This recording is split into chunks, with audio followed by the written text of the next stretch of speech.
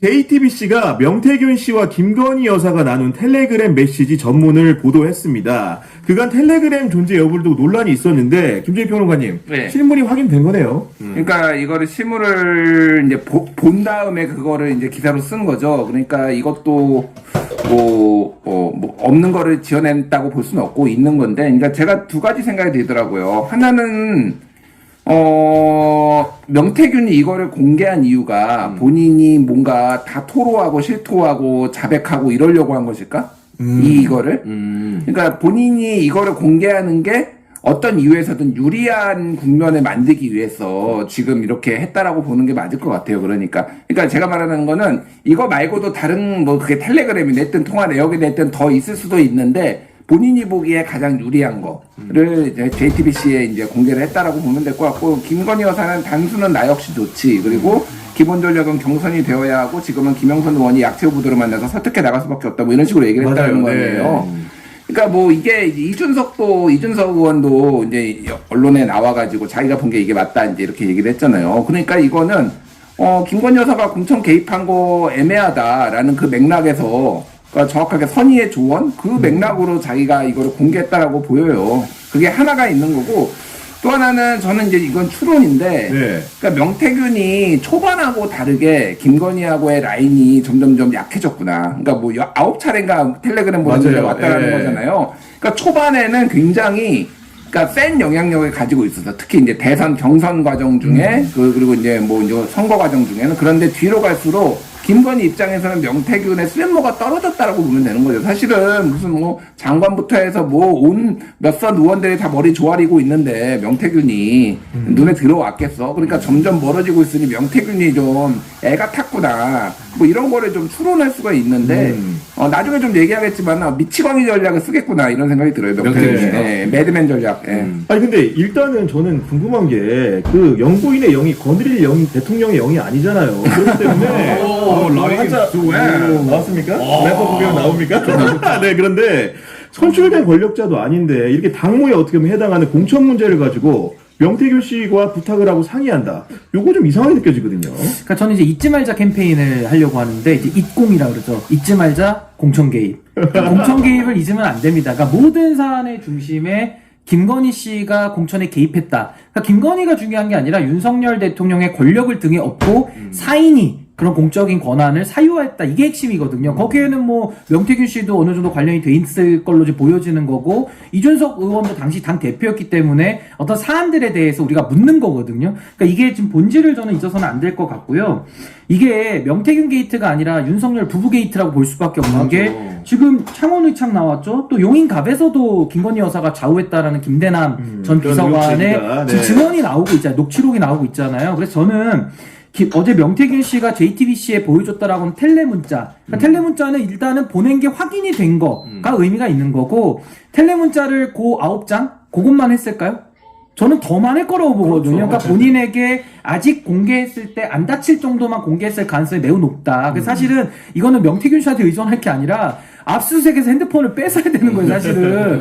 근데 어제도 창원지검에서 뭘 압수수색하고 왔는지 뭐 9시간 만에 핸드폰을 돌려줬다라고 하는데, 이거 뭐 거의 김건희 황제조사 시즌2 아니냐라는 생각도 좀 들거든요. 그래서 저는 텔레문자, 카톡, 녹취록, 또 증언, 이런 것들이 지금 쏟아져 나오고 있기 때문에 우리가 통상 형사재판에서도 그 범죄 현장을 우리가 타임머신 타고 돌아가는 게 아니라 이런 증거들을 통해서 판사가 신빙성을 갖고 재판하는 거거든요. 그러니까 지금 중요한 건 뭐냐면, 잊지 말자 공천 개입, 권력의 사유화의 조짐이 이제는 뭐 의혹 단계를 넘어서서 수사의 단서 정도까지는 저는 온 것 같다. 네. 이게 저는 핵심이라고 봅니다.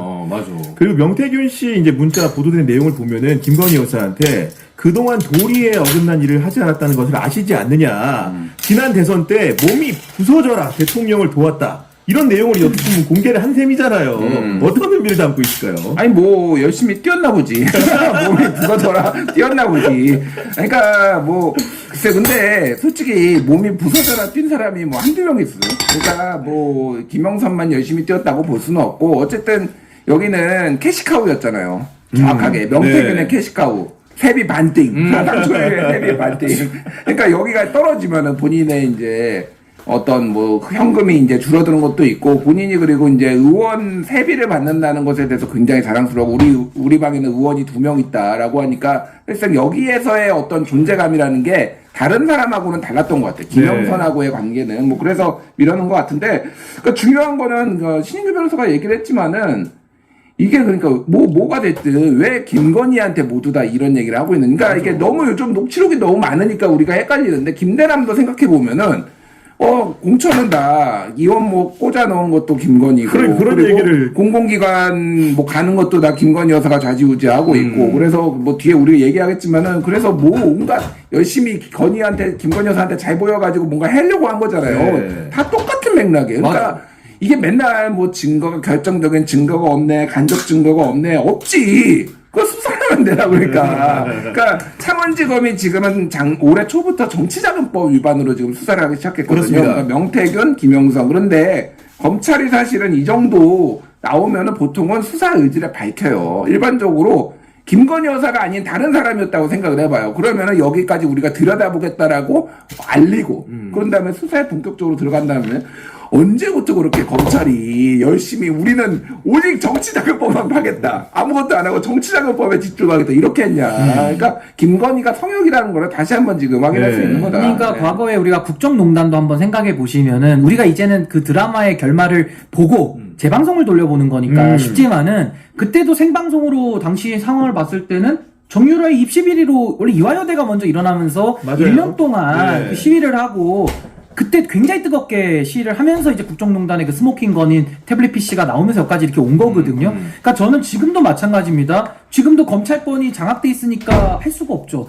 특검은 국민의힘이 인계철선하고 있으니까 될 수가 없죠. 그 언론 입장에서는 감시를 할 수밖에 없는 거고 우리는 의혹이 나오면 범죄의 단서가 있네? 수사의 단서까지 왔네? 이렇게 진도가 나가는 게 맞는 거예요. 근데 지금 제가 의아한 건 뭐냐면 컵에 물이 반이 담겨 있는데 물이 반이나 있네? 이러면서 수사로 나아가야 되는데 누군가는 에라 반밖에 없어? 막 이러고 있는 거예요 네. 지금. 나머지 채워야지. 그러니까 이게 왜 이렇게 네. 시각이 다르냐? 이거는 말 그대로 지금 이 사안의 본질을 잊지 말자 공천 개입 이렇게 볼 것이냐? 아니면 김영선 쪽에서 무슨 뭐 실패한 로비라든지 명태균의 입장에서 이 사안을 축소 은폐하는 쪽에 설 것이냐? 지금 요 선택지가 남은 거예요.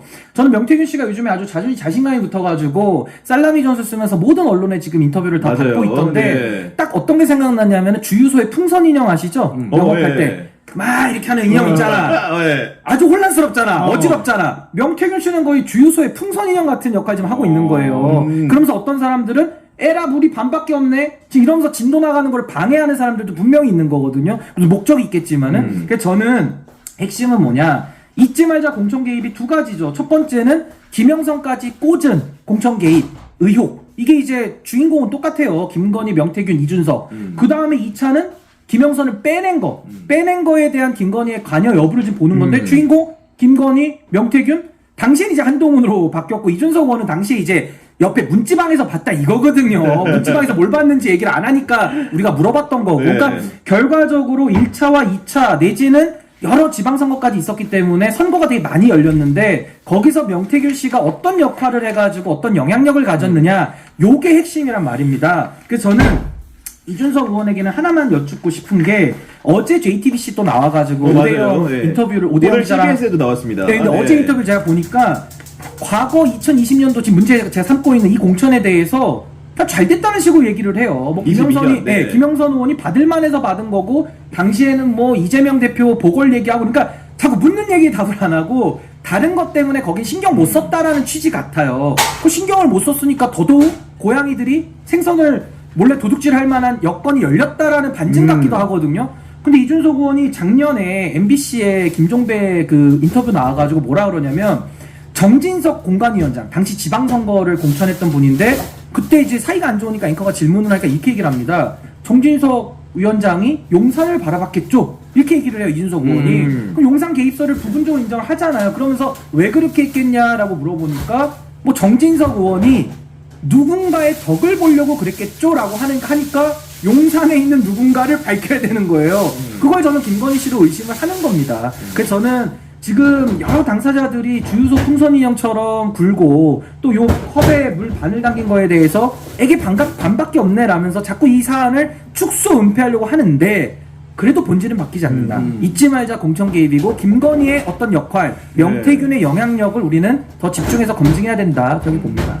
기본적으로 그 명태균의 영향력, 그러니까 다시 좁혀서 들어가면은 검찰이 수사 중인 부분은 김영선 전 의원의 2차례 공천 과정에 명태균이 어떤 역할을 했냐, 이렇게 주목을 받고 있는 건데, 기본적으로 그러기 위해서는 명태균 그 씨가 영향력이 있는 사람이어야겠죠. 배후에서 공천에 힘을 행사할 수 있는 사람에게 뭔가 영향을 끼칠 수 있는 존재여야 되는데, 이번에 공개된 내용들을 보면은 2021년 7월입니다. 당시만 해도 윤석열 대통령이 국민의힘에 입당하기 전이었는데 입당을 메이드하기 위한 자리에 명태균 씨가 중간 고리로 섰던 것이었고 이준석 대표를 만나다는 연락도 중간에서 허브가 했다는 거 아닙니까? 그 실제로 가서 만났더니 그 이준석 대표의 의원에 따르면 명박사라는 호칭을 썼다는 거예요. 그러면서 이제 뭔가 자연스러운 입당 과정이 됐다는 건데 명태균 씨의 영향력을 이걸 통해서 확인할 수 있는 거 아닙니까? 뭐 영향력이 여러 군데 있었다는 거는 이미 기존 보도로도 알려졌고 어디까지 영향력을 미쳤는지 모르겠으나 안철수 후보하고 단일화에서도 어쨌든 맞아. 근데 이제 그런 거 있으면은 다 이게 내 공이다 내 덕이다 뭐 이렇게 네. 떠벌리는 사람들이 있으니까 그 정도는 모르겠어요. 정도는 모르겠는데 아예 존재감이 없었다라고 보기는 어려울 정도잖아요. 그러니까 최진석 당시 뭐 본부장이었나 거기서 맞아요. 직접 네. 이제 얘기를 했으니까 그러니까 영향력을 부인을 할 수가 없고, 근데 이준석 의원이 이제 얘기를 하고 싶었던 거는 명태균의 뭐 도움을 받았든 나도 알고 지냈지만은 이미 그 전에 누군가가 명태균을 김건희나 윤석열 이 두 사람한테 소개를 해가지고 내가 뭐 소개해 준 건 아니야. 아니야, 그거에 요거에 대한, 내가 네. 보기엔 포커스가 맞춰져 있는 것 같아요. 그러니까 이미. 근데 명태균이라는 사람은 종합적으로 지금 제가 그동안 예전부터 전해 들은 거 지금 상황을 보면은 자기 과시욕이 굉장히 강하고 컴플렉스가 있는 사람 같아요. 그러니까 명박사라는 게 무슨 신바람 이박사도 아니고 그러니까 이게 뭐냐면은 박사 학위 있는 사람들이 자기를 박사라고 이렇게 뭐 부르거나 그러지 않아요. 네. 그러니까 이거는 김건희 여사도 그래요. 김건희 여사도 그렇게 박사학위에 집착을 했잖아요. 이게 전형적으로 자기가 컴플렉스가 있는 사람들이 뭔가의 학력 컴플렉스가 됐든 어떤 뭐 사회적 지위 컴플렉스가 됐든 이런 거거든요. 그러니까 존중받고 싶은 거지. 내가 그냥 사기꾼이나 사자가 아니라 박사로 불리기를 원한다. 명박사라는 거를 본인이 얘기를 했겠지. 네. 본인이 나를 박사 명박사라고 불러라. 뭐 이렇게 그랬겠지. 뭐 처음부터 그러면은 누가 알았겠어 그거를. 그렇죠. 네. 그러니까 그런 걸 엿볼 수가 있고. 재밌는 게 이제 내가 매드맨 전략이라고 했는데 언론하고 인터뷰하고 있잖아요. 이게 이 인터뷰의 메시지가 뭘까요? 건들지 마. 건들지 마요. 뭐 그렇죠. 정확하게 네. 그러니까 정확하게 이거는 김건희, 윤석열 두 사람을 향해서 있는 겁니다. 나 건들면은 오늘은 여기에서 지금 JTBC랑 요 정도 깠는데 더 깔 수 있어. 뭐 이렇게 하는 거예요. 그래서 저는 이게 지금 궁금한 게 이제 앞으로 조금 더 시간이 있어야 되지만은 창원지검이 명태균을 구속시켜버릴 것인가 아닐 것인가가 되게 중요해졌다. 엄청난 분기점이 됐죠. 엄청난 네. 분기점이 됐어요. 구속시킨다는 건 뭐냐면은 명태균이 이제 지금 통제가 안 되는 상황이잖아요. 그러니까 이 밖에서 보기에는 용산에서 보기엔 좌불안석이야. 야 빨리 쳐 넣어가지고 인터뷰 못하게 라고 해서 쳐 넣을 가능성도 있어요. 제가 네. 보기엔. 그리고 쳐 넣은 다음에 딜이 들어가는 거야. 내가 보기엔 명태균하고. 그런데 명태균은 지금 매드맨 전략을 쓰고 있거든요. 무슨 짓을 나는 니들이 나를 만약에 건드리게만 하면은 나는 다 깔 수도 있어. 그러니까 이런 식의 지금 있어서 이 머리 싸움이 지들끼리 머리 싸움이 지금 나름 치열하다. 그러면 그렇게 볼 수도 있겠네. 어제 뉴스공장 보면은 주진우 라이브에서 맞아요. 네. 생방 중인데 전화가 와서 통화를 했거든요. 근데 사실 그것도 굉장히 위험한 거잖아요. 그들 입장에서는 생방 중에 뭘 명태균 씨가 명태균 씨 네. 뭘 이야기했지. 용산에서 보기엔 야 이거 생방이지. 근데 어제 들어보니까 아직까지는 조금 그래도 김건희를 지켜주려고 하는 듯한 뉘앙스를 계속 메시지를 내는 것 같아요. 아니 그러니까 그게 정확한 메시지. 나를 더 건드리면은 나도 몰라. 난 주진우도 뭐 김어준하고도 하고 나 다 할 거야. 이거를 지금 계속 시그널을 보내고 있는 거죠. 아니 어제 스픽스에서도 맞아. 그 단독으로 연결이 돼가지고 이제 노영희 변호사 또 이제 집중적으로 물어보고 했던데 기본적으로 이겁니다. 어제도 보면은 그 JTBC 공개된 내용 중에 구술로 전해지는 게 몇 차례 통화도 했다는 말을 또 남겨요. 그러니까 기본적으로 우리가 그분이 통화 녹음을 해서 음성 파일을 갖고 있는지 아닌지 잘 모르겠지만 굳이 문자 메시지 내용을 공개를 하면서 자기는 그와 관련해서 통화도 했다라는 말을 남기면서 통화는 무슨 얘기했을까라는 궁금증까지 자연히 자아내면서 자신의 위력을 과시하는 아까 김규일 선배가 얘기했던 그런 부분들에 다 있는 게 있는 거거든요. 그러니까 저도 여기서 좀 중요한 게 김건희의 공천 개입이 핵심인데 거기에 명태균이 지금 고리로서 김영선을 꽂은 거고 월급을 반띵하면서 영향력을 계속 발휘해왔던 사람 아닙니까? 근데 어제 JTBC 보도에 아주 유의미했던 것은 명태균 씨가 2021년도 7월 달에 윤석열, 김건희, 이준석, 명태균 사자회동에도 들어가 있었다라는 게 너무 참 충격적인 보도가 나온 거예요. 그래서 저는 아까도 말씀드린 대로 명태균과 지금 각각의 인물들의 관계, 명태균의 역할, 그리고 명태균의 영향력 이거를 지금 우리가 따져봐야 되는 건데 저는 과거에 최순실이 자꾸 생각이 나요. 최순실이 뭡니까? 혈연 관계도 아니고요. 부부도 아니에요. 그냥 지인인데 옆에서 온갖 국정의 농단을 다 일삼았다가 그게 이제 들통이 난 거 아닙니까? 그러니까 저는 이 명태균 씨도 사실상 최순실의 지위에서 하다가 이게 이제 꼬리가 밟힌 거란 말이에요. 그래서 이제 앞으로 이게 어디까지 확대될지는 모르겠는데 저는 일단 아까 명태균과의 관계와 역할과 영향력이 중요하다고 했는데 이준석 의원과의 관계성은 짚어봐야 되는 거예요. 2022년도에 당 대표였기 때문에 본인이 알고 있는 부분을 말을 안 하니까 물어봐야 되는 건데 뭐냐면 과정에 대해서 그렇습니다. 네. 뭐냐면 2021년도 7월에 4명이 모였다는 것도 명태균의 영향력을 입증해 주는 거고 또 하나는 2021년도 5월 달에 5월 15일에 이준석 당시 후보가 경선 전에 당대표 경선 전에 방송에 나와가지고 여론조사 결과에 대해서 내일 그러니까 5월 16일 저녁 7시에 세상이 뒤집어질 거야 라고 얘기를 먼저 해요. 그러니까 진행자가 물어봐요. 궁금하니까 도대체 뭐냐고. 그랬더니 안 알려줍니다. 근데 그 다음날 정확하게 7시에 머니투데이 기사가 올라가요. 거기 보면은 PNR이 조사한 건데 미래한국연구소가 의뢰를 해서 이준석 의원이 1위로 나온 여론조사가 뜹니다. 그럼 여기에 대해서 궁금한 거는 어떻게 하루 전날 그걸 알았을까? 그러면 PNR이 알려줬을까? 미래한국연구소가 알려줬을까? 머니투데이가 알려줬을까? 요 세 가지 중에 하나거든요. 그러니까 이거를 좀 답을 해야 되는 거고 또 하나는 이준석 의원이 당 대표 시절에도 김영선 공천 사실에 대해서 명태균이 먼저 알아요. 그리고 명태균이 당대표 일정에 대해서 6일 전에 먼저 알고 얘기를 합니다. 이준석 의원이 이렇게 항변합니다. 아니 5월 13일에 그냥 기입을 한 거니까 뭐 알 수가 없다. 더 미리 알려줄 수가 있는 거예요. 더 전 시점에. 그거는 기입 시점하고는 논리적 연관성이 없거든요. 명태균과의 쌍방향 소통이니까. 그러니까 명태균이 당내에 대해서 당대표 일정도 6일 전에 알고 내지는 공천과 관련된 공관위 사안의 비밀들을 먼저 알고 준비를 하는 이 작태. 그리고 이준석 의원은 당대표는 아니었지만 당대표 경선 때 그 명태균이 관여했다라는 그 여론조사 결과를 하루 전에 아는 이 작태. 이게 도대체 뭐냐.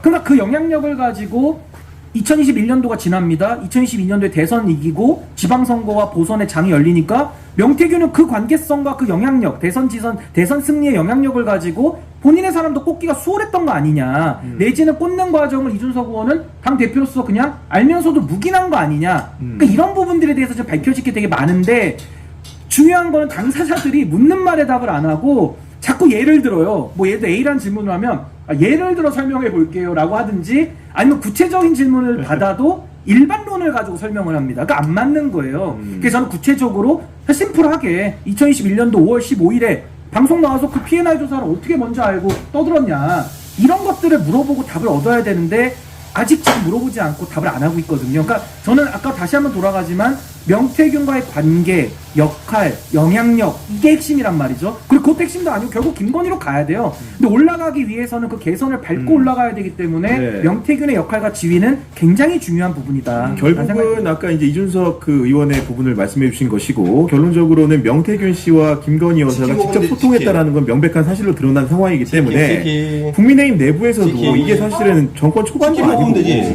방금 전이잖아요. 얼마 되지 않은 시점에 이런 소통이 있었다는 걸 알게 되다 보니까 김건희 여사가 최소한 사과는 좀 해야 되지 않느냐. 특검법 처리를 앞두고 국힘 내부에서 이런 얘기들이 좀 나오기는 합니다. 보니까요. 네. 근데 오늘 뭐 기사 어제 오늘 나온 기사 보면 그래서 도대체 뭘 사과를 너무 많아요 사과가. 그러니까 이런 거잖아요. 그러니까 사과 안 할 것 같아요. 저는 뭐 계속 안 할 것 같다는 얘기도 했는데 그 이유가 사과를 하지 말아야 된다라는 논리가 첫 번째 사과를 하면은 그 김재원 최고가 지금 그 얘기 맨날 하거든요. 옛날부터 했어요. 그러니까 박근혜가 탄핵당한 거는 사과를 해서 탄핵을 하겠다고. 오히려 네. 그래서 본인이 정무수석 하다가 이제 탈출하고 그 다음에 박근혜가 이제 탄핵당했는데 막 뭔가 의혹이 있을 때 자기는 절대 반대했다는 사과하면 안 된다. 네. 여기서 약한 모습 보이면 안 된다. 그런데 사과를 하면서 지지율이 빠졌다. 어쨌든 김재원의 시각에서 보면은 자기 합리화할 수도 있는데 어쨌든 자기 말 안 들어서 탄핵당했다 이런 김재원처럼 그렇게 보고 있는 그런 근데 이거 한번 주장을 보여라. 하시는 분들이 꽤 많아요. 그러니까 생각보다 굉장히 많다. 사과를 하면은 민주당이나 야당이 가만히 있겠냐? 그럼 또 요구하고 또 요구하고 또 요구할 거다. 건이다. 물어뜯을 네. 거다. 드디어 본인의 죄를 인정했다라고 이제 이런 식으로 나올 거기 때문에 절대 사과하면 안 된다라는 거고 두 번째는 말했다시피 그럼 뭐 어디까지 사과할 거야?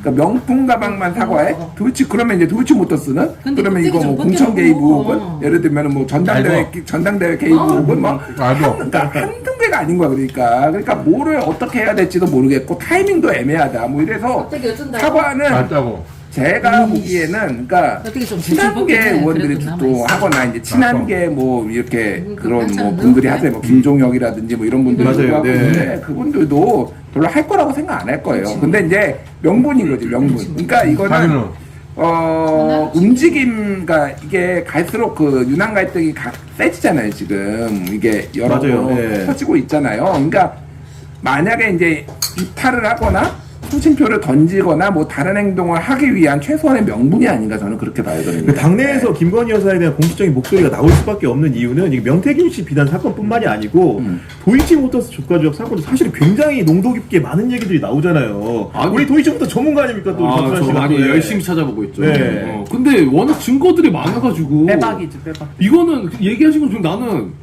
어떻게든 덮겠지가 아니라 이거 어떻게 이제 덮을 수가 있나 이거를 근데 아무리 이제- 무작정 막무가내로 한다 그래도 그러니까 저는 이제 사과에 대해 이렇게 생각해요. 사과라는 게 정치를 지금 하는 거잖아요. 정치의 영역에서는 사과라는 게 오히려 반등의 기회도 되고요. 그러니까 물론 뭐 기회 삼으려고 사과하는 건 아니지만 국민들 앞에 그 진정성이 전달이 되느냐 안 되느냐가 정치에서는 더 중요하거든요. 물론 검찰 출신이니까 법정에서는 사과하면 거의 인정으로 가가지고 처벌을 하거든요. 그러니까 사과를 잘 안 시키죠. 그러니까 법정에서 다투려면 그렇겠죠. 사과하면 안 된다 이렇게 네. 얘기를 하지만 그건 법원의 논리지, 법정의 논리지 정치의 언어는 아닌 거예요.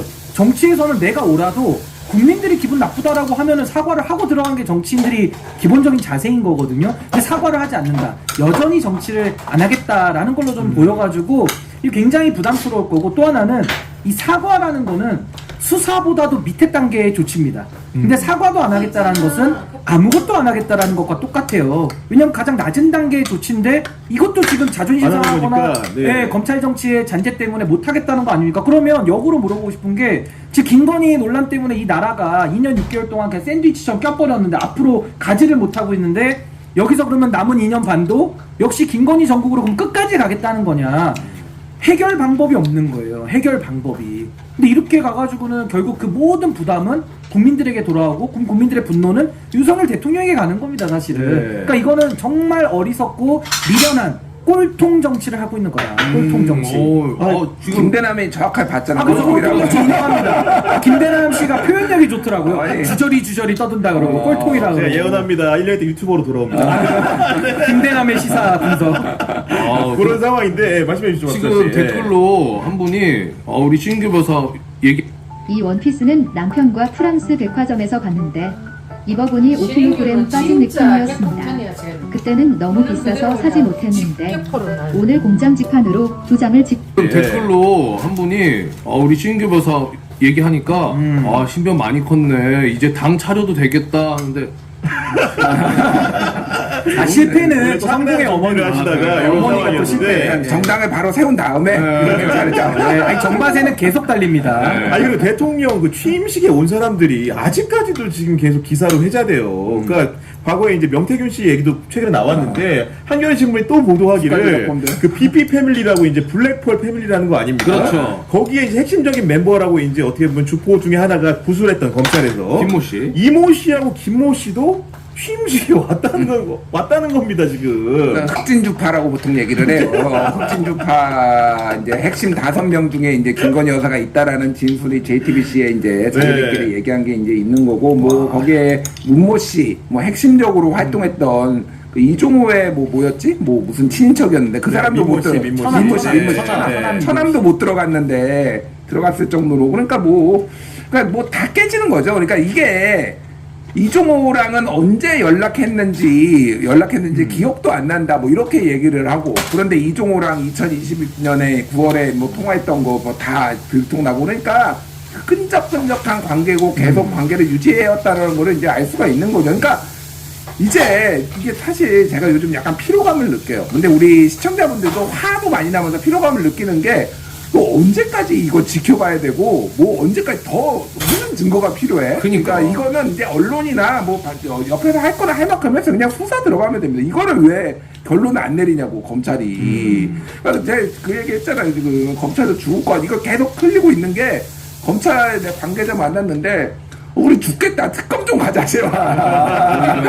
이거를 듣지 못해서 이거 기소도 못하겠고, 그렇다고 기소 안 할 수도 없고, 언제까지 이럴 수도 없으니까 특검 가면은 진짜 해피하거든, 검찰 입장에서는. 그렇죠. 이제 손 놓고 이제 넘기면 되잖아요. 본인들이 이 정도까지 수사해 놨으면은 검찰도 할 것도 없어요, 솔직히. 그치. 조금만 더 이제 불러다가 조사하고 해서 기소하면 되거든요. 그치.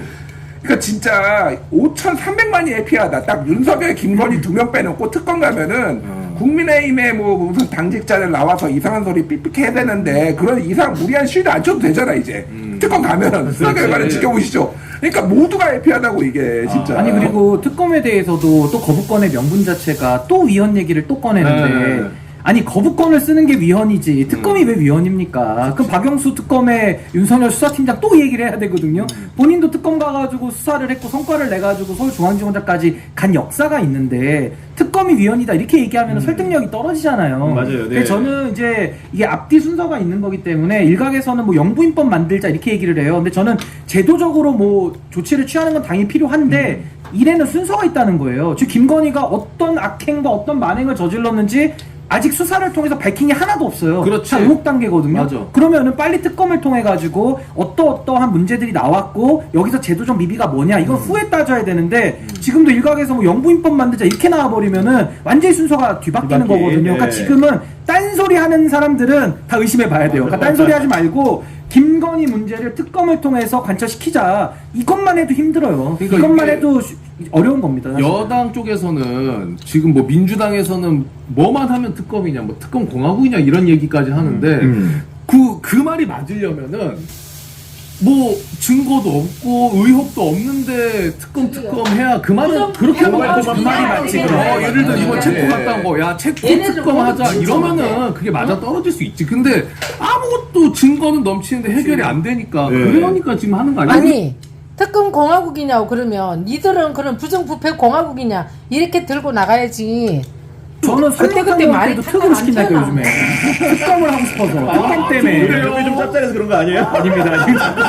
특검 때문입니다. 그 순간에 시방쇼에서 또 슈퍼 야, 이거 박수 한번 치고 가야 됩니다. 너무 감사합니다. 신인규 변호사님 화이팅. 종신계약 하도록 하겠습니다. 고맙습니다. 아니, 한동훈 대표가 오늘 그 기자들 만나서 백브리핑 하는 과정에서 약간 기류가 바뀐 얘기를 했는데, 물론 김건희 특검법 도입은 당론으로 반대라는 걸 분명히 했습니다. 그러나 이 부분에 대해서 김건희 여사와 관련한 문제들에 대해서 여러 가지 생각들이 있을 것이라는 것으로 알고 있고, 당에서도 생각들이 많을 겁니다. 말이 좀 길죠? 많을 거다. 국민들이 보시는 시각도 다양할 것이고요. 이러면서 이제 특검은 이제 당론으로는 이제 받아들일 수 없다. 기본적으로 지금 민주당이 하는 특검이 문제라는 것이지 김건희 여사에 대한 국민과 우려를 또 한자를 깔고 또 얘기를 하고 있거든요. 그러니까 이것도 결국 보면은 최혜병 특검법처럼 뭔가 삼자적인 추천이라든가 객관적이나 긍정적인 담보되는 형태의 대안을 언젠가 또 뭐 했는데? 제시할 수 있지 않을까라는 생각도 최혜병 하게 특검 되는데. 관련해서 뭐 했는데 그러면 게 없잖아. 뭐 했는데 얘기해봐 그러면은 냈으면은 내가 그래도 그래 대안이라도 뭐 있나 들어보자 할 텐데 안 냈잖아. 그 공격사주 의혹, 그 한동훈 대표를 상대로 한 보도사주 의혹, 이게 후폭풍이 사실은 김대남 전 행정관 첫 번째 사실 공천 개입 녹취보다도 두 번째 이 당무 개입 여진이 훨씬 더 큰 것 같아요. 지금 보니까 한동훈 대표가 이미 진상조사를 지시했더니 이분이 또 탈당을 해버리니까 그럼 법적 조치도 하겠다. 이렇게까지 한 거 아닙니까? 지금? 그러니까 일단은 두 가지인 것 같아요. 하나는 지금 그 윤한 갈등 그리고 당정 관계에서의 어떤 한동훈 대표가 계속 좀 약자, 을의 위치에 있었잖아요. 근데 이거는 갑의 위치에 설 수 있고 어쨌든 당무감사나 뭐 여러 가지 윤리위나 뭐 이런 걸 통해서 본인이 이제 압박을 할 수가 있는 거예요. 물론 대통령을 압박하는 건 아니고 친윤계에 이제 친윤계에서 나왔을 것으로 이제 추정이 되는 거죠. 그래서 네. 이런 부분들이 상당히 유효하게 카드로 쓸 수 있다라고 판단한 것 같아요. 그래서 특히 이제 신지호, 뭐 김종혁 요즘 최근에 세게 나와요. 세게 제가 나와요. 그걸 먹었었는데 자극 그러니까 재밌는 게 뭐냐면은 신지호 이제 부총장이 상당히 이게 정리를 잘 해놨더라고. 뭐냐면은 7월 10일 날 올해 7월 10일 날 이명수, 김대남 이제 녹취가 있으면서 이 얘기를 하잖아요. 네. 그리고 7월 12일 날 그 서울의 소리가 보도를 해요. 이 여론조사 한 거. 근데 지금 이제 사람들이 오해하고 있거나 처음에 잘못 알고 있던 게 서울의 소리 녹취, 아니, 서울의 소리의 이 이미지 여론, 그냥 한동훈 이미지 여론조사, 네. 조사를 했다라는 거, 이거를 보고 그 원희룡이 공격을 했다라고 알려져 있는데, 공격을 한 거는 7월 10일 MBN에서 한 거예요. 그러니까 보도가 나오기 전에 한 거야. 원희룡이? 그래요? 네. 아, 그래요? 7월 10일 날 둘이서 얘기하고 응. 7월 12일 날 보도가 나왔고 원희룡이 공격한 거는 MBN에서 TV 토론하는데 7월 11일 날 한 거니까 서울의 소리 보도가 나오기 전에 했다라는 거. 이거 신지호가 얘기한 거. 신지호 부총장이. 그러니까 야 그러면은 이거 어디서 한 거야? 이거는 그리고 대회비였다라는 거예요. 알만한 사람은 알 수가 없는 건데 그러면 이거를 알 수 있는 사람은 당시에 총선 TF와의 이거 백서 만들었던 총선 백서 TF의 관계자. 그러니까 이거는 지금 조정훈을 치는 거고요. 조정훈이 이제 한동훈 입장에서 완전 괘씸되잖아. 나 조정훈이랑, 그러니까 나 한동훈이랑 동갑이고 막 이러다가 배신 때리고 약간 지금 저쪽에 붙었잖아. 이철규가 이거를 조정훈을 같이 예전에 공관위원도 뭐 하고 약간 했다는 과정에서, 얘기가 그리고 이제 밀었다는 얘기가 있잖아요. 그러니까 이거는 결국은 이철규까지 지금 칼끝에 가겠다 이 얘기예요. 그러니까 결국은 단순히 그냥 이게 보도를 보고 한 게 아니라 이거는 분명히 자기들끼리의 거래가 있었고 그리고 김대남은 또 그 나경원 캠프에 있었어 또. 근데 맞아요. 공격은 네. 원희룡 캠프에 대해서 그러니까 지금 나경원 캠프도 치고 원희룡 캠프도 치고 지금 친윤들 다 치겠다 지금. 그러니까 지금 칼자루를 쥐었다라고 보니까 이게 저는 심상치 않아요, 사실. 그러니까 가까이 말씀드렸지만은 유난 갈등이 이걸로 더 확대돼가지고 결국은 갈랐을 수도 있고 쪼개질 수도 있겠구나 지금. 그러니까 아까 말씀대로 친한계 같은 경우에는 조직적 배후로 용산과 친윤계를 의심을 하고 있는 상황인데 대통령실이 요즘 좀처럼 입장을 이제 천천히 내는 편인데 이 부분에 대해 입장을 내놨습니다. 녹취록을 근거로 대통령실과 당의 갈등을 조장하는 것은 온당치 않다. 한마디로 얘기하면 한동훈 대표를 위시한 친한계 공격에 대해서 굉장한 불쾌감을 표시한 거거든요, 이게. 근데 이게 사실 이제 공격 사주라고 우리가 부르는 건데 네. 사실 이게 뭐 정당법 위반 소지도 좀 있어요. 당대표 경선의 자유를 방해하는 상당히 포괄적으로 처벌을 하기 때문에 나중에 이제 고발이 들어가면 사법적인 처리가 가능하겠죠. 근데 여기에 대해서 사실 한동훈 대표가 피해자 아닙니까? 그 화가 많이 날 일이에요. 그래서 이제 네. 초강경 대응을 하겠다는 건데 전 참 안타까운 게 뭐냐면 이거는 한동훈 대표 입장에서는 좀 소비시킬 수 있는 이슈? 뭐 2, 3주끌 이슈는 되지만 크게 국민들이 관심 있는 이슈가 아니에요. 국면을 바꾸기에는. 그러니까 국면을 바꾸기에는 너무 이거는 무딘, 정말 솜방망이 중에 솜방망이라서 그냥 이거 한 2주 갈까요? 2주 가고 나서 그냥 고발하면 그 다음에 더 할 것도 없어요. 뭘 더 하겠습니까? 그렇다면 이제 의원들을 돌려세우거나 뭔가 당내에서 한동훈이라는 정치인 당대표의 발언권을 늘리는, 영향력을 늘리는 차원에서 머리를 써야 되는데 전 이거 가지고서 뭐 재미 볼 수가 없는 이슈다라는 생각이 들어서 이게 뭐 간단한 문제다라는 뜻이 아니고 이것만 가지고 한동훈이 돌파하기에는 연료가 너무 부족하다. 그래서 결국 한동훈 대표는 제가 누누이 얘기하듯이 본인이 뜻을 세웠으면 발광체로서 강행을 해야 됩니다. 네. 강행을 하든지 그걸 강행하는 게 어렵다면은 대통령에 대해서 출당을 하든지 둘 다 안 되면 본인의 직을 걸고 뭔가 정치적인 이슈를 본인이 좀 끌고 갈 수 있는 힘을 발휘해야 되는데 아마 다 못할 거예요, 셋 다. 그래서 결국에는 본인이 사퇴도 걸고 일을 못한다면 최종 운명은 강퇴를 당할 것이다. 그러니까 쫓겨날 겁니다. 그래서 저는 이번 겨울이 한동훈 대표에게는 상당히 추울 거고 이번 겨울까지 만약에 버틴다 하더라도 내년 연초부터는 또 이제 내년 4월 재보궐선거 또 다가오거든요. 그러니까 이거는 뭐 야 진짜 물 건너면 악어떼 나오고 악어떼 건너면 밤에 불이 없고 얼어 죽고 모든 게 산 넘어 산이에요 지금 한동훈 대표는. 그러니까 지금쯤에 한동훈 대표는 이런 생각 할걸요? 내가 이러려고 당대표가 됐나?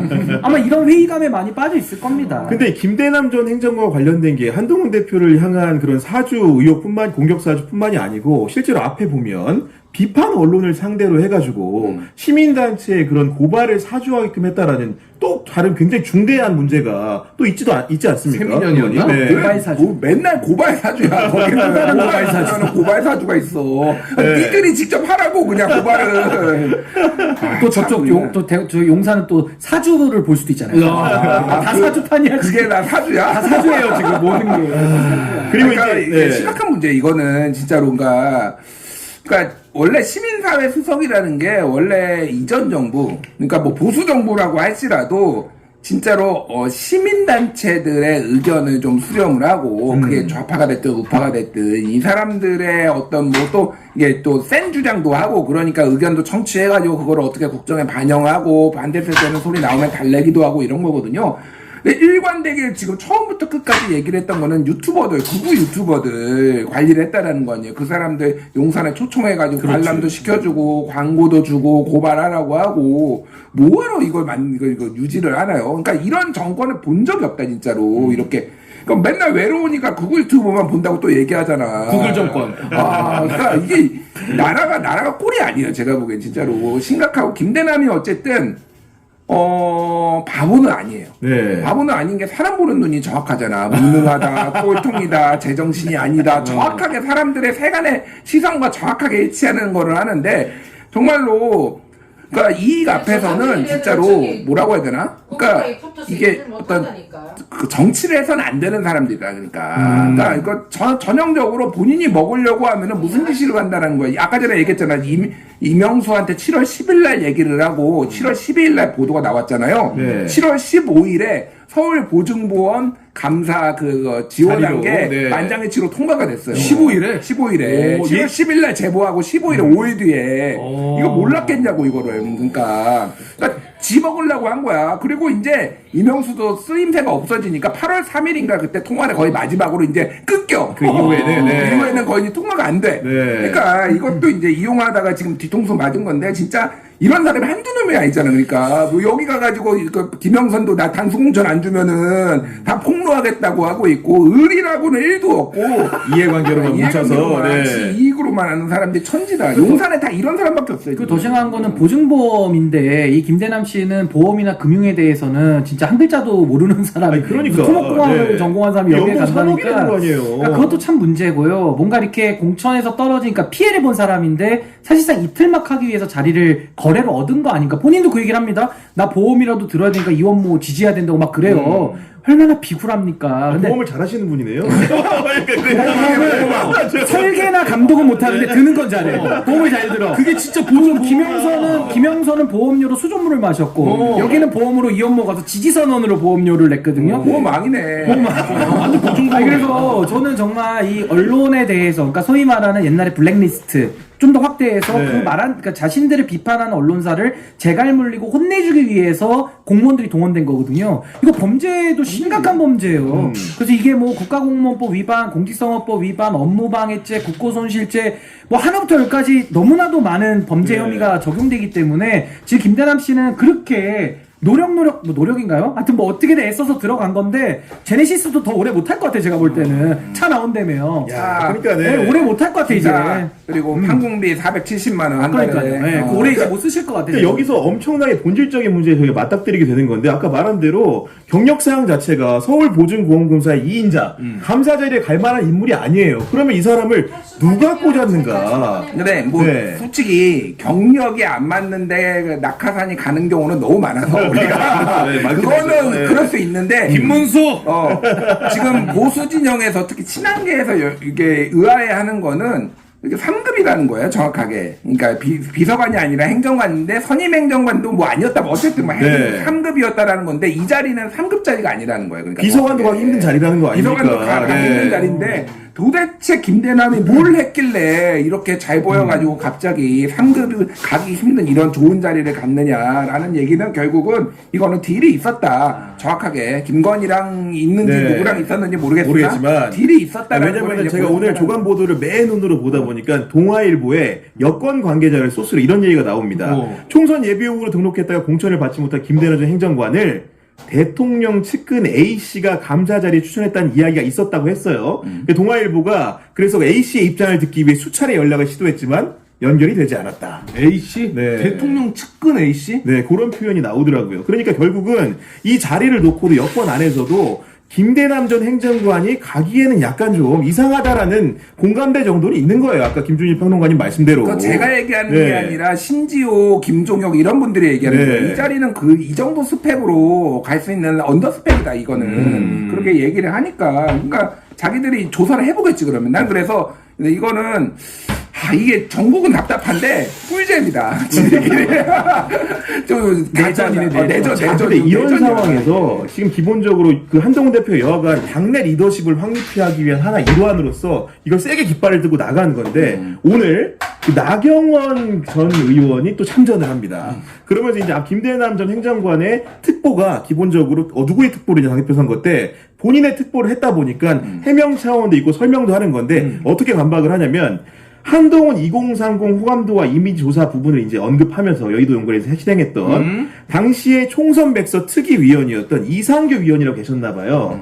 이분이 그보다 일찍 유튜브 채널에 나와가지고 그런 조사 내용을 알렸다는 거예요. 그러면서 이제 전파가 돼가지고 10일쯤에 그 이후에 마가르드로 김대남 전 행정관이 그 설명하는 상황이 오게 되고 12일에 기사가 나왔다. 그러니까 이게 김대남도 소스가 정확하게 뭐 대통령실의 사주나 공작이 아닐 수 있다는 얘기를 애들로 어떻게 방어해 준 겁니다. 방송 보고 얘기한 거일 수 있다. 네, 그러면서 그런 얘기를 하면서 개인적 일탈을 조직적 음모니 하면서 더 키워 그들의 탄핵 시나리오의 밑밥을 겁성 물은 꼴이라고 하면서 한동훈 대표를 어떻게 보면 강력하게 비판하는 겁니다. 그러니까 지금. 이제 나경원 의원도 이제 가만히 있을 수만은 없다 하니까 한동훈 대표 꼴밤 때린 거죠. 꼴밤 세대 오늘 놓은 건데 네. 그러니까 결과적으로 이제 김대남이라는 사람과는 다 이제 그동안 관계 있었던 사람들 직간접적으로 차이에 손절을 치고 있는 이런 분위기인 거고 결국 한동훈 대표가 이제 세게 나왔잖아요. 요 이슈는 이제 본인한테 워낙 유리하다 보니까 세게 나오니까 이제 당내에서 한동훈 대표를 비토하는 사람이 얼마나 많습니까?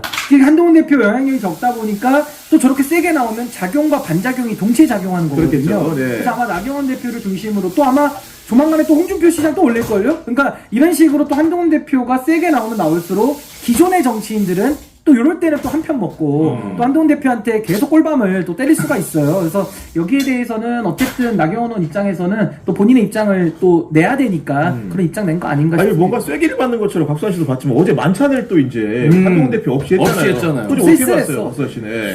아니 근데 안 먹는 거. 아니 뭐 어떻게 봤다는 게 아니라 그 말도 안 돼. 유치해. 그 상황 자체가 너무 이런 말씀 드리기 뭐하지만 여기 신문사지만 뭐 애새끼들도 아니고 지금 뭐하는 아니, 거야? 난 솔직히 먹는 거 가지고 이러잖아요. 네. 우리 정치 비상구만도 못해. 한참 못해. 우리도 사과즙을 주는데 저만 쏙 빼고 줘보세요.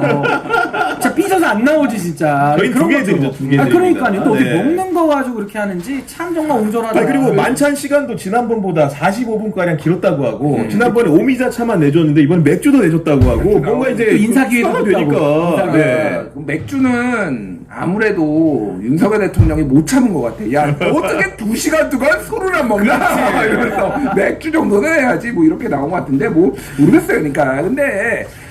그러니까 이게 다른 평상시 상황이었으면은 그냥 아무 오해 없이 뭐 오해고 이런 구설수가 안 나오겠지만은 거의 지금 유난 갈등으로 지금 뭐 모든 전국이 다 쳐다보고 있는데 꼭 이렇게까지 해야 되나? 그러니까 이거는 너무 확실한 시그널인 것 같아요. 그래서 그러니까 필요하다, 솔직히. 네. 지들끼리 밥 먹는 것까지 우리가 다 알아야 되나 뭐 이런 생각이 많이 들고요. 빨리 좀 누구 둘 중에 하나 빨리 사퇴 좀 했으면 좋겠다. 알아서 좀 이 문제가 해결되게. 그리고 아까 전에 그거 얘기 말씀드리면은 그 한동훈 이미지 조사. 네. 7월 11일 날 MBN TV 토론에서 문제제기 원희룡이 했잖아요. 네. 그리고 7월 12일에 매일경제가 그 보고서를 입수를 해서 보도를 해요. 단독이라고. 그렇군요. 네. 제목이 이거야. 젠틀한 그 아저씨 다가가긴 어려워. 2030에게 한동훈 이미지는 이렇다는데. 그래서 그러니까 이제 그게 2030 청년대상 한동훈 위원장 호감도미 이미지 분석 보고서를 했다라는 거예요. 그래 그게 뭐 70억을 쓴 건 아니고 뭐 한 18억 원 정도 썼는데 그 중에서 설문조사 몇 개가 이제 항목으로 들어간 거지 다른 내용을 쫙 하면서 들어갔다라는 중간에, 게 네. 친한계 쪽의 주장이 어쨌든 뭐 돈을 쓴 거는 맞는데 내용이 이렇게 나갔다는 거. 어쨌든 한동훈은 젠틀한 아저씨인데 다가가기 어렵다라는 게 이렇게 나왔다라는 거예요. 그러니까 이걸 왜 그 상황에서 하냐고. 총선 솔직히. 상황에서. 총선 상황에서 왜 하냐고. 그걸 한동훈 쪽의 얘기는 뭐냐면은 윤석열 대 이재명 구도로 이 선거를 치를 수가 없기 때문에.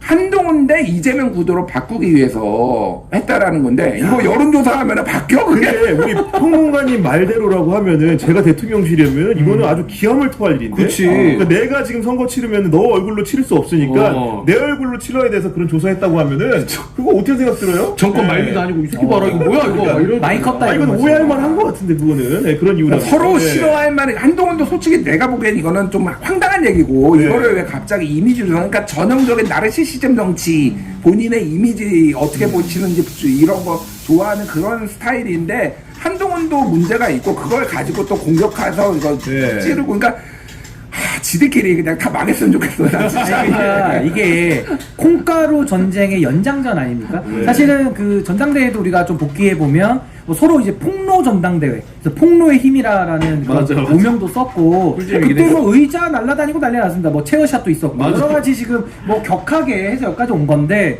한동훈 대표가 63%의 지지를 얻어도 당을 장악하지 못하잖아요. 그러니까 저는 권력의 교체보다 더 위험한 게 권력의 공백이라고 보거든요. 지금은 윤석열 대통령과 한동훈 대표가 커플링이 돼가지고 지지율이 동시에 떨어지고 있기 때문에 하락 동조화 현상으로 더 이상 한동훈 대표가 권력을 차지할 수가 없는 상황이 돼버렸어요. 윤석열 대통령은 그래도 밥이라도 주고 먹을 거라도 주고 자리라도 주지 한동훈 대표는 줄 것도 없는 거예요. 그렇죠. 그러니까 네. 이런 상황 속에서 앞으로도 그 콩가루 내전이 계속 연장전식으로 더 나올 텐데 앞으로도 또 폭로가 쏟아질 거거든요. 그러니까 이게 지금 국민의힘은 앞으로 뭐 대선도 많이 남았고 또 짧게로는 이제 앞으로 재보궐선거라든지 여러 가지 선거들이 있잖아요.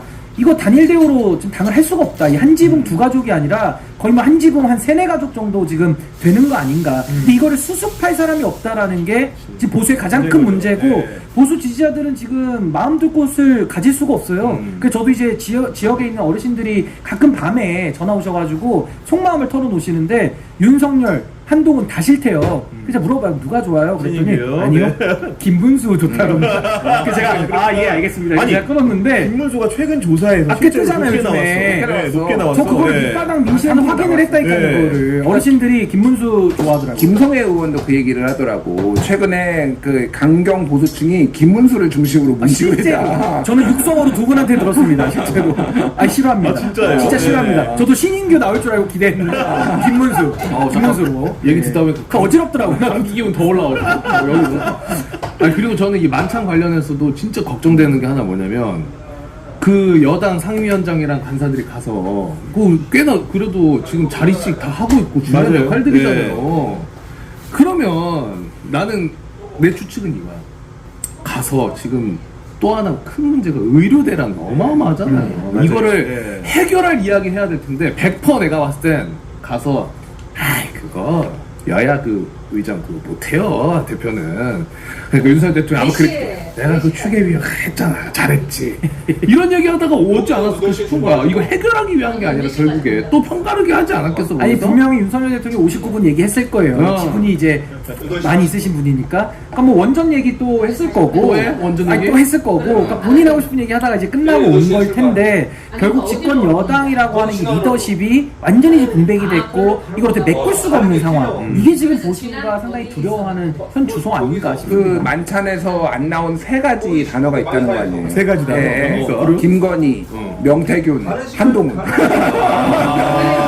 세 단어가 안 나왔대. 그 신동욱 저기가 원내 대변인이 그거 여자들한테 이게 굉장히 뼈 있는 말 같이 들리는데. 그러니까요. 네. 목은 뭐하러 그러니까 뭘 만난 거야 도대체. 그러니까 뭐 하고 온 거야? 뭐 하고 온 거야 사진 진짜. 찍고. 8일 아니, 만에 그 다시 밥 먹으면서. 우리 그 김준일 평론가 저희 프로그램 합류해가지고 초장에 얘기했던 게 한동훈 대표가 언제까지 이제 예를 들면 대표를 할 수 있을까 이런 얘기를 좀 가벼이 하셨었거든요. 맞아요. 네. 그런 시기가 지금 닥쳐와서 그런데 실제로 거기에 그 전망 유효합니까? 그러니까 한동훈 대표도 빌드업 과정인 것 같아요. 그러니까 그리고 지금 뭐 던져서 그러니까 막 갑자기 대책 없이 내가 그만둬가지고 얻을 수 있는 게 없기 때문에 뭔가 이제 명분을 만들고 또 이번에 공격에 공세에 고삐를 쥐었기 때문에 그런 상황인데 저는 1차 위기는 어쨌든 이번 보궐선거. 보궐선거 중에서 강화나 금정 중에 하나만 지면은 큰 위기죠. 그거 그냥 큰 위기가 아니라 친윤계가 가만히 안 있을걸요. 음. 책임져라. 뭐 농담식으로 우리 한동훈 대표한테 비대위원장이나 선물해줘야 되겠네. 뭐 이런 얘기를 친윤계 의원들이 공공연하게 한다는 거예요 지금. 네. 그러니까 그 날아갈 수도 있겠다 잘못하면은. 지금 근데 또 선거 분위기도 약간 심상치 않아요 지금. 그래서 지금 금정 같은 경우에는 조국 혁신당하고 민주당하고 단일화하면은 그쪽이 이긴다, 그러니까 범민주 쪽이 이긴다라는 네. 여론조사도 있어요. 그게 언제 또 여론조사가 또 그 부산 쪽은 지난번 총선에도 잘 안 맞아가지고 얼마나 이제 신빙성 있는지 모르겠으나, 그리고 강화도 같은 경우에는 안상수 전 인천시장이 나오면서 어쨌든 보수가 분열이 된 분위기가, 상황이에요. 네. 그러니까 뭐 이런 상황이라서 어떻게 될지 모르겠습니다 지금. 그런 선거 분위기랑 겹쳐가지고 이렇게 어떻게 될지 모르는 상황에 박수환 씨 뭐 할 말 있는 것 제가 같은데. 궁금한 네. 게 만약에 제가 한동훈이라면 그 얘기해주신 것처럼 이번에 보궐선거 졌어. 그러면 그러다가 이제 날아갈 수도 있는 거잖아요. 그러면 열심히 흔들리는 거예요. 여당 대표로서는 만약에 진짜 사퇴했다? 그럼 여당 대표로서는 아무것도 안 하고 끝나는 거잖아요. 근데 그런 사람 많아요. 근데 이제 그렇게 되면 많았어 과거에 황교안 안 왔어. 근데 이제 한동훈은 내가 대선에 대한 예를 들어 꿈이 있어. 그렇죠. 그러면은 이 꿈 있는 상태에서 이렇게 끝나면은 정치 생활은 저는 끝인 느낌인데 뭐라도 해야 될 거 아니에요. 그래도 대표 있을 때. 그러면 어차피 윤석열 대통령이랑 각 쓴 거 이 공천 개입 관련해서는 자기도 아는 게 분명히 있을 거라고 보거든요. 세게 한번 지르자. 이번 네. 총선 때 이걸 하는 게 낫지 않나 싶은데 안 하는 이유가 있나? 근데 그게 이제 합리적인 지금 분석이고 그렇게 해야 본인이 사는 거예요. 그러니까 그나마. 지금은 당내에서 고립을 시키고 있는데 고립을 당하면 안 되죠. 그거 죽는 거예요. 고립당하면. 그러니까 해체 노력을 해야 되는데 그게 바로 우리 수환 씨 말씀하신 대로 어떤 걸 뭐 폭로를 꼭 하라는 게 아니라 자신의 소신을 관철시키기 위한 강경책들을 써서 윤석열 대통령보다 민심의 지지를 더 받으면 한동훈 쪽으로 사람들이 오는 거거든요. 그러면서 이 정치적 공간을 만들어 나가는 건데 한동훈 대표 저는 개인 특성 같아요. 그러니까 관료를 오래 지냈고 특히나 검사 동일체라는 그런 좀 폐쇄적이고 수직적인 직렬에서 오랜 생활을 해오기도 했고 이분의 성향이 좀 가만히 저도 두세 달 보니까 좀 파악이 되는 게 너무 잘 삐져요. 잘 삐져. 쉽게 삐져가지고. 그래서 이제 한동훈 대표도 자기 마음 삐진 것까지는 알겠는데 풀어달라는 거죠. 근데 윤석열 대통령이 그거 풀어줄 사람이 아니거든요. 그래서 저는 한동훈 대표의 그런 개인적인 성향 때문에도 이게 아마 앞으로 돌파하기가 매우 어려울 것 같아요. 그러니까 잘 또 삐져. 하나가 뭐가 있냐면은 사실은 뭐 공천 개입 얘기가 있잖아요. 본인도 알 거라고 얘기했잖아요. 이거를 본인이 폭로를 하려면은 본인도 다칠 각오를 해야 돼. 그러니까 유혈이 이래저래 수술을 하는데 정교하게 요 부분만 떼가지고 반부만. 이쁘게 수술이 네. 되는 게 아니라 피가 낭자하게 흐를 거예요. 그러니까 무슨 얘기냐면은 한동훈이 소위 말해서 이판사판 이렇게 마음을 먹지 않는 이상 안 되는 거야. 근데 그 마음을 못 먹을 것 같아. 그 그러니까 진짜로 뭐 먹을지 안 먹을지 모르겠으나 아직은 그 상황이 오지 않았다라고 보는 거지 지금. 그러니까 그게 어려워. 그러니까 김건희, 윤석열, 한동훈이 얽히고 설킨 그 올라가면 고발 사주도 있고 뭐 얽히고 설키게 너무 조국 사태부터 해가지고 이게 너무 깊어가지고. 그러니까 서로 사실 대놓고는 못 건드리는 그런 상황이 되버렸어요. 나도 죽을 각오를 해버려야 되는 거야 지금. 근데 참고로 한동훈 대표가 지금 얼마나 심각하냐면 갤럽에서 장내 지도자 조사하고 있잖아요. 네. 그거 보면 한동훈 대표 지금 석 달밖에 안 됐는데 거의 10% 가까이 떨어졌어요. 그러니까 윤석열 대통령 지지율 떨어진 것만큼 한동훈 대표도 떨어졌거든요. 진짜 커플이네. 그러니까 사실은 커플이야. 근데 윤석열 대통령 10% 떨어졌을 때 그걸 원래는 받아먹어서 한동훈 대표가 지금 30%까지도 갈 수 올라갔어야 있는 되는데. 상황인데 그걸 다 놓쳐버린 거고 지금까지 와버린 거죠. 그러니까 앞으로도 더 고립되면 그러니까 한동훈 대표의 어떤 메시지나 이런 게 영향력이 전혀 안 느껴져요. 그냥 너무 유약한 그 내지는 삐진 느낌만 국민들이 받고 있기 때문에 전 앞으로도 본인이 어떤 결단을 하지 않으면은 전 돌파구가 없다고 봅니다. 네.